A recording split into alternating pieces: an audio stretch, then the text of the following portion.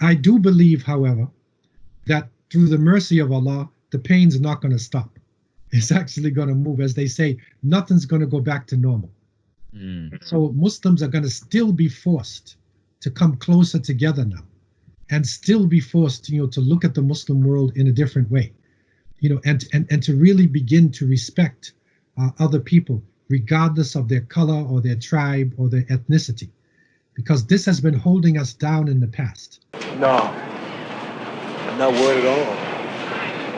I rely on God, Allah.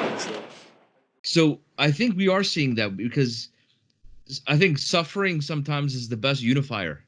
It's a way of getting everyone to come together. Oftentimes, you would think that, okay, maybe we have a common goal. This is something that we can achieve or ascribe to. But usually, in most cases, suffering is the one thing that can unify almost everyone together. And that's, I believe, what we're finding. And that was a very beautiful reflection that you made in regards to that. Now, and another point that you made that I want to touch upon again is the fact that there is no one person or one group that has emerged. Again, is a unifying factor.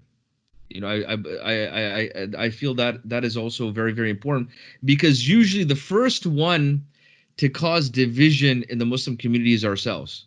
Oh, this guy thinks he's cute speaking on the minbar. He's, so and so. He's from this manhaj, or he's from this group or this organization. My ears are turned off. So we're like the first ones to cut each other down, even before. Oh, where's this person? Oh, man, these people are from. These people are Turkish. Oh, these people are Saudi. Oh, these people are Somali. Like, whether you look at it in the Muslim world, whether you look at it here in the West. So now, how can we maintain this? Because we don't want to be like, that ayah where Allah subhanahu wa ta'ala tells us in Surah Al-Isra, ayah 67, that when the harm touches you on sea, and you call upon Allah subhanahu wa ta'ala, and when He brings you safely, you become ungrateful. When Allah subhanahu wa ta'ala saves you, you just become ungrateful. You forget all these lessons that you learned, all this introspection that you had. Now it just becomes business as usual. So how do we prevent ourselves from falling into that and take this now to the next level? Especially for us in the West, we have, in our context, we have certain freedoms and opportunities that people in other parts of the Muslim world don't have. Yeah, well, this really is a major test for us, in that we need to be able to look beyond the pain. We're suffering now, some isolation, whatever, but we need to be able to look beyond it, and to start to plan for the future. I do believe, however, that through the mercy of Allah, the pain's not going to stop. It's actually going to move. As they say, nothing's going to go back to normal. So Muslims are going to still be forced to come closer together now, and still be forced, to look at the Muslim world in a different way, and to really begin to respect other people, regardless of their color or their tribe or their ethnicity, because this has been holding us down in the past. The marginalizing people, and not respecting leadership, based upon tribe or ethnicity. What happens is that things like the COVID-19 is a unifier, because, the virus is not a racist. The virus will hit anybody.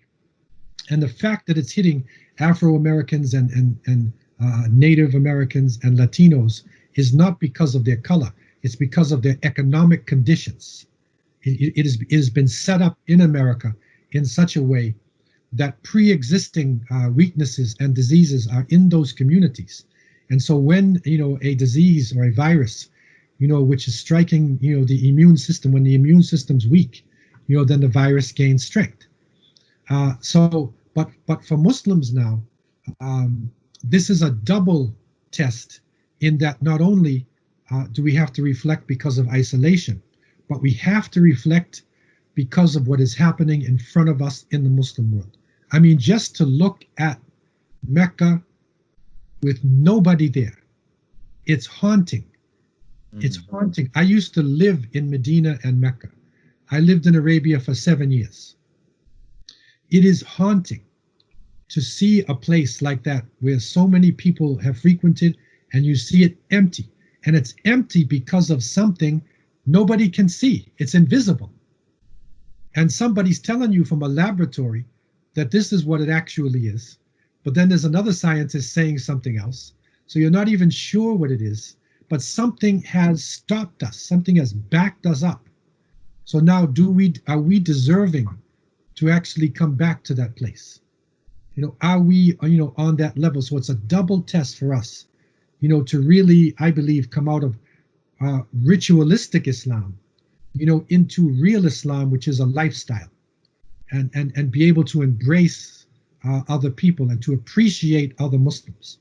And I hope, inshallah, that we can begin to appreciate other Muslims and appreciate other believers. Do I feel that the New York police are providing enough protection, or do I have to have protection of my own? I look for protection from Allah.